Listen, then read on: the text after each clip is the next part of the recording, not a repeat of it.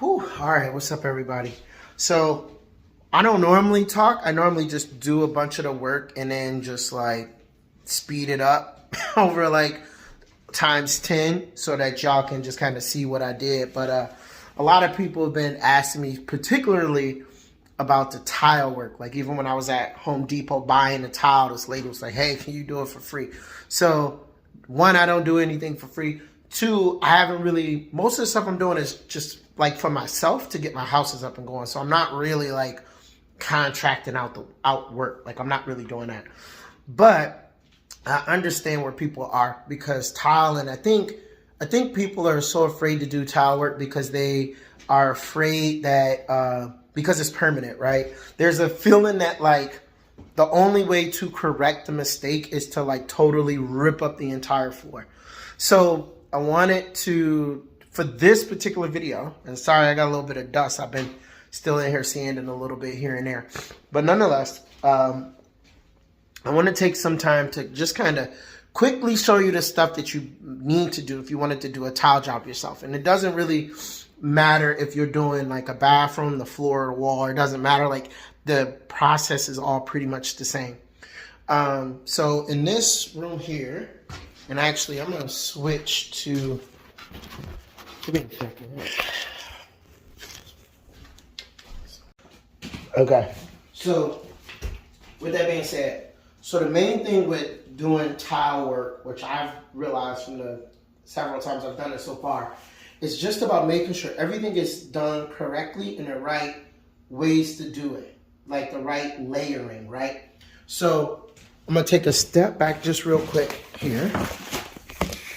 And what you see, first you see you got your floor here. This is the hardwood floor, right?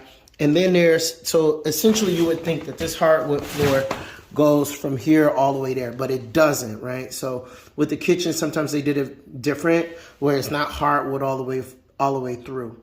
So with this particular floor, this was pretty bad, and I think I've shown it in a previous video, but there was like tons and tons of layers that I ended up having to take off, largely because slumlord owned the property and I was repairing it. Nonetheless, what you gotta do is remember this here. This is the parts to remember. Now, you cannot tile. You can't tile this on wood floor. That's just never gonna happen. You're gonna destroy. One, it's never gonna stick, but the floor, you're just gonna mess up your floor and the tile's gonna break and then you don't redo it again. So what I found is that the best way to do it is to do it on a concrete board or like a Schluter system, and they have a number of different products. I normally use the concrete board. So what you want to do, particularly if you're doing like a remodel like what we did, where we had to rip up the floor, we had to get it all the way down to the ground. So we did that part, okay? Then what you do is you take your concrete board, which is this here, and you drill this down onto the floor. So this is drilled to the wood that's underneath this. Now you're gonna have a little bit of a lip there. Don't worry about that. So the first thing you do is you do that. You drill it down. So this whole kitchen is Durock board all the way through. All right. The next step, what I'm gonna do is I'm gonna take my thin set mortar here, right? You can go make thin set mortar. You can just use this. I've done both. I like to just use the simple one.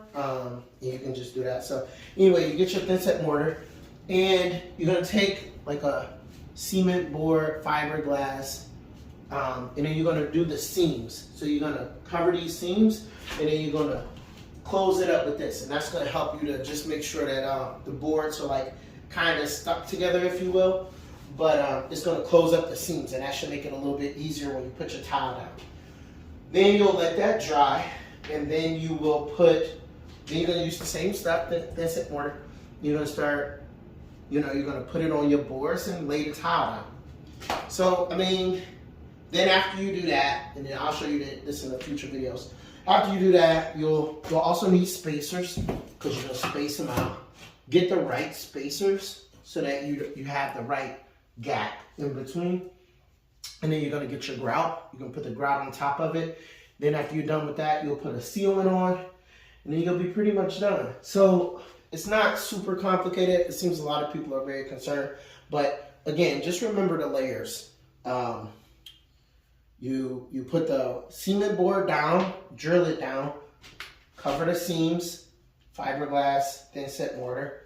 Then you come back, you put your thin set mortar on, and you start laying your tile down.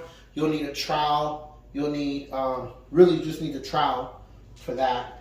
You also probably want to make sure you got enough material on you. So like I actually need more thin set mortar, but this is enough to get me going. I'm not going to finish today.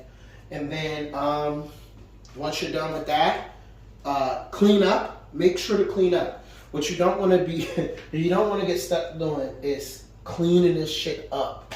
It sucks. Once it gets solid and dries, it's really hard to get that off. It's almost worse than if you would have just did it correctly by just cleaning up after yourself. Then you grout, and when you grout it, you're going to do sections at a time and work your way out. So probably, luckily here I got 2 exits, so I can go out the front or I can go out the back door, so I'm covered. But what you gotta make sure to do is just make sure, because what you're gonna do is things are gonna have to sit. So you don't want to be moving around too much or stepping on them, because you'll imbalance them, and then you'll have like dips, or it won't be level. Yeah, and I think that's pretty much it. And the same thing is, you would do the same thing with the wall. So I'll fix this. This is just from when we put the counter, how we had to put the counter, because the counter is about 2-inch butcher block board. But it's the same thing, and actually you can see it here. 1 second. So if you look here, you can see that I closed the seams. So I put this is 2 boards. I put the fiber tape, put that there, put it in, and then what we'll do is, because I'm gonna put a backsplash here, then we'll level it and put it all back up there. So it's actually simple enough. It's not a very complicated process. It's a tedious process. It does take some time, but if you do it right, it should last you. Again, this is a rehab property, so I have no intentions to coming back here doing anything largely again.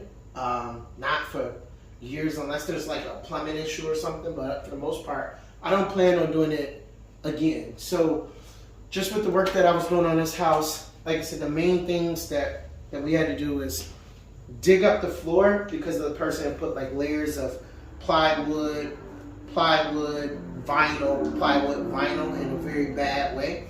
They never demoed anything, they just kept layering it on top of things. You know, I had to patch all, you guys have seen me patch the holes, you know. Sanding is another one. It's a clear way.